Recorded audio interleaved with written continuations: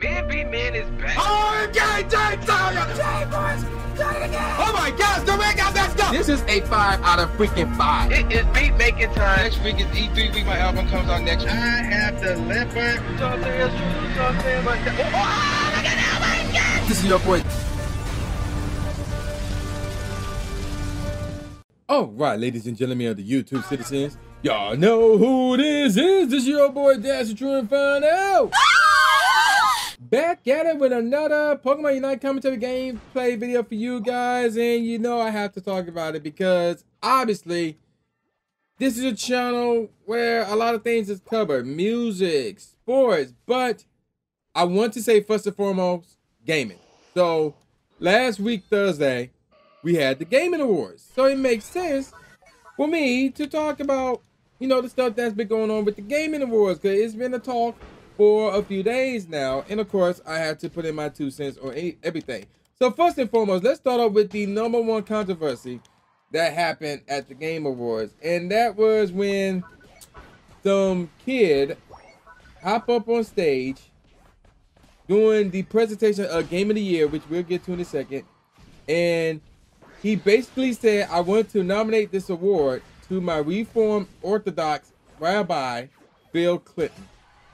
And a lot of people saw that and was like, what the heck? Heck, I was even live stream. I was reacting to all this on Twitch, twitch.tv/true_inferno, me and a few other people.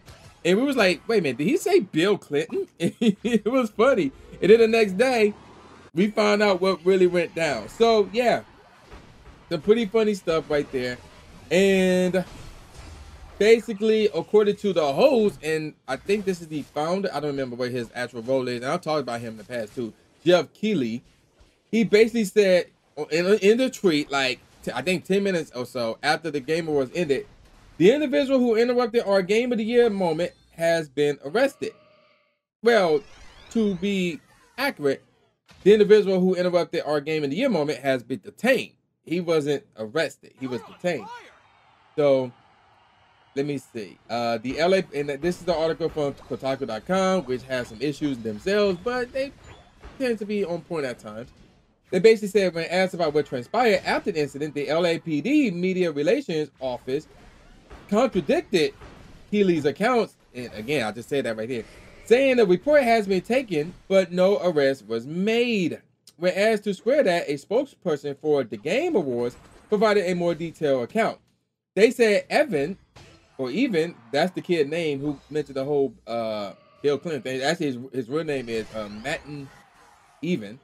But basically, they said he was taken to a secure area inside the Microsoft Theater by TGA security staff, where he was then questioned by venue security, as well as TGA hired on-site LAPD officers. They say he was then taken into custody and transported to a local police station for booking by the TGA hired LAPD officers in their patrol vehicle. When asked about that version of events, a representative from the LAPD will only confirm that the individual has been transported to a station. Since no arrest was made, it's unclear how long he was held for questioning. So, yeah, there you go with that. Now, this dude have a history of coming up out of nowhere and saying some crazy stuff. Like, and there's videos of this, like he was at I think it was a Houston Rockets game, and he had a Houston Rockets shirt or something like that, or no, he was at the Clippers game, and he had a Clippers shirt, but then he immediately switched it up and held up a Fight for Freedom Stand with Hong Kong shirt.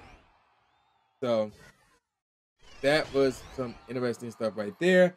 And then even at BlizzCon 2019, doing I guess it was a panel, and he was walking in front of the stage saying, you know, support Hong Kong, you know, he's doing the Hong Kong protest or whatever the case may be.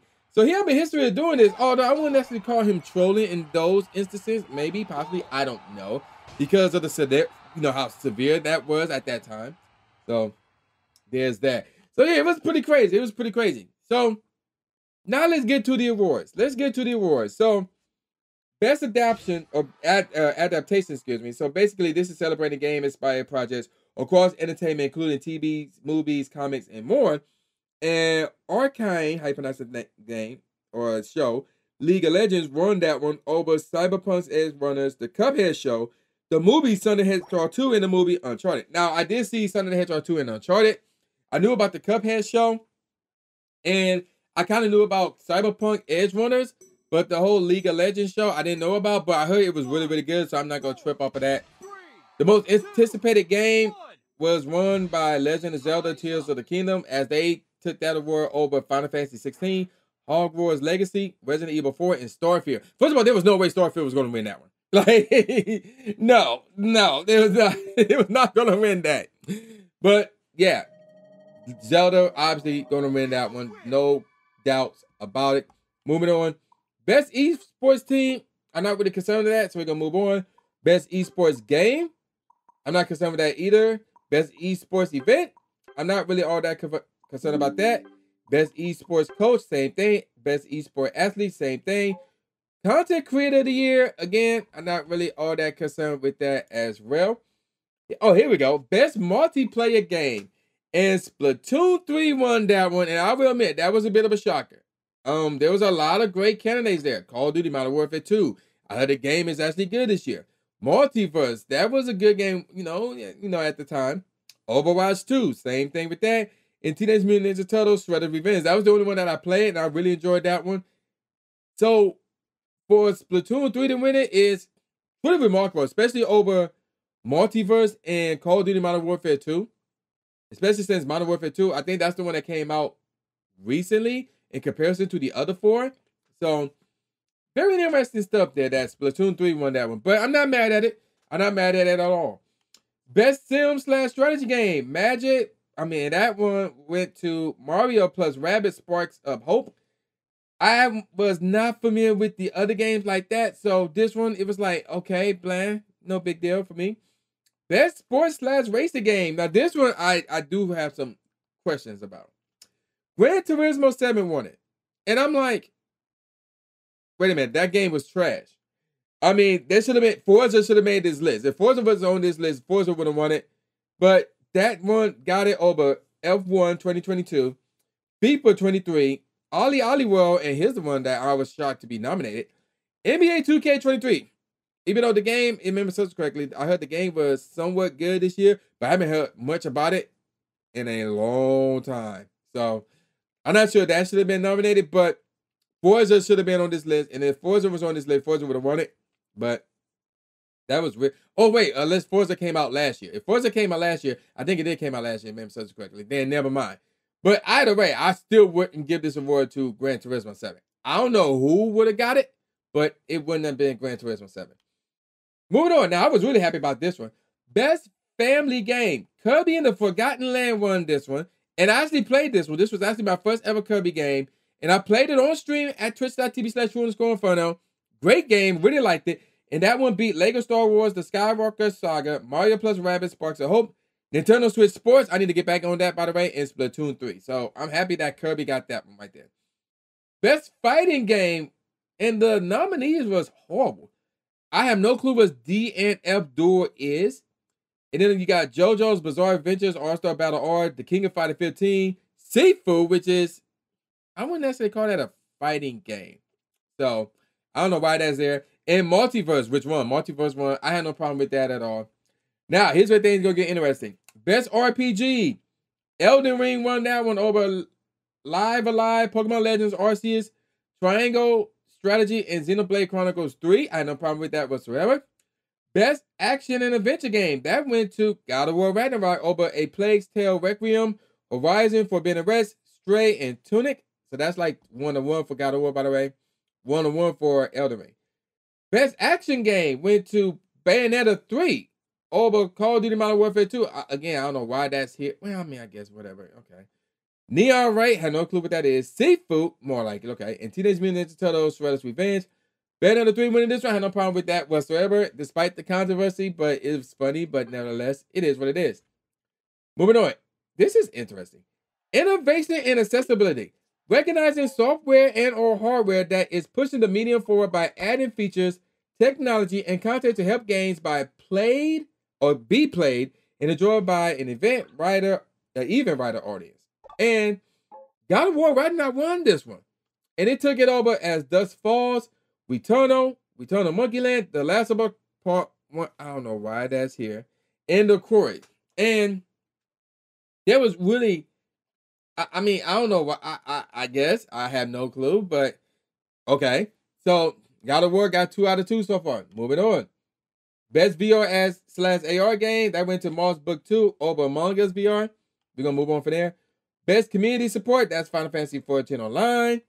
Best mobile game, that's Marble Snap. In case you're wondering, no Pokemon Go did not make that list, but Genshin Impact did, Diablo Immortal did, Apex Legends Mobile did, and Tower of Fantasy. And then, of course, Stray won the best debut indie game. Okay, obviously. Best indie game also went to Stray as well. So there's that. Over Seafood, no less. And then moving on, best ongoing game, that's Final Fantasy XIV Online. We're going to move on for that. Games for Impact, that went to A Dusk Falls. Best performance, Christopher Judge from God of War Ragnarok. He plays Kratos, so that's 3 out of 3 for them. Also, Atreus, the voice of Atreus, Sonny Suljic, was also nominated for this as well. So, there's that. So, 3 for 3 for God of War, 1 for 1 for Elden Ring. Moving on. Best audio design. Recognizing the best in-game audio and sound design. Call of Duty Modern Warfare 2, Elden Ring, Gran Turismo 7, Horizon Forbidden West, and your winner, God of War Ragnarok. So that was number 4 for God of War Ragnarok right there, taking one from Elden Ring. Best score in music. So we talking about who got the best soundtrack. First of all, Sonic Frontier wasn't nominated here, which some people thought was a travesty. But we got A Plague Tale Requiem, Elden Ring, Metal Hellsinger, which is interesting because some people thought that should have won. But instead, it went to God of War Ragnarok once again. And then moving on, best art direction. So we got Stray, Scorn, Horizon Forbidden West, and your winner, God of War I'm sorry, Elden Ring. So yes, Elden Ring actually took one over God of War. Moving on, best narrative. A Plague Tale Requiem, Horizon Forbidden West, Immortality, Elden Ring, and your winner, God of War Ragnarok, getting one back over Elden Ring. Best game direction, You got Stray, Immortality, Horizon Forbidden West, and your winner, God of War Ragnarok. Nope, it was Elden Ring, so Elden Ring got that one as well. Moving on, Game of the Year. So this is the one. We have Xenoblade Chronicles 3, no. We had Horizon Forbidden West, heck no. We had Stray, no. We had A Plague Tale Requiem, which would have been a dark horse, but no. And your winner, between God of War Ragnarok and Elden Ring, your winner, Elden Ring. So yeah, Elden Ring actually won Game of the Year over God of War Ragnarok. Now, granted, God of War Ragnarok won, I believe, like 5 to 6 awards out of 9 or 10. But, and Elden Ring had 4. But Elden Ring won the big one, which is Game of the Year. I had no problem with this whatsoever. I played a little bit of Elden Ring. The game is no joke. This game made a lot of games get pushed back to next year. And even though God of War is a good one as well, and apparently so is A Plague Tale, I have no problem with this at all. But what I think about the Game Awards as a whole, here's the problem. They show a lot of ads. There's a lot of trailers, which I have no problem with. There's some concert performances, which shouldn't be the case like that. And when it comes to actually make an announcement for the awards, they would just blow by them. Like, they would do what I did, like, for like 3 or 4 of them. Best audio design, and the winner is this. Best performance, and the winner is that. Game for Impact, and the winner is it. Like, there's no, basically, nobody came out to do the announcement of the awards and the nominees and stuff like that for all of them, rather. Like, for some of them, yeah, but not all of them. And it's like, there's less time on the awards and the nominees, and more time spent on ads and advertisement, but that's the same thing, and commercials and game trailers and all this other nonsense, and Animal from Muppet Babies. And I'm like, what the heck is this? So, right, it is fun to roast the Game Awards. It was kind of fun this year because everybody was dressing up like crazy. But, and then of course the whole Bill Clinton thing, it was funny. But I just give this one a 6 out of 10. I have to give it a 6 out of 10. If you miss it, you didn't really miss much. I saw for the whole Bill Clinton thing, but you can easily find on Twitter. Al Pacino was there, but again, I'm like, why is he there? So there's that. That is a thing. So there's that. I'm going to call it a wrap. So with all that said, Y'all know who this is. This is boy New J Gatsby, aka New Stephen A. Smith, saying peace out, y'all, and I'll see y'all next time. Yeah.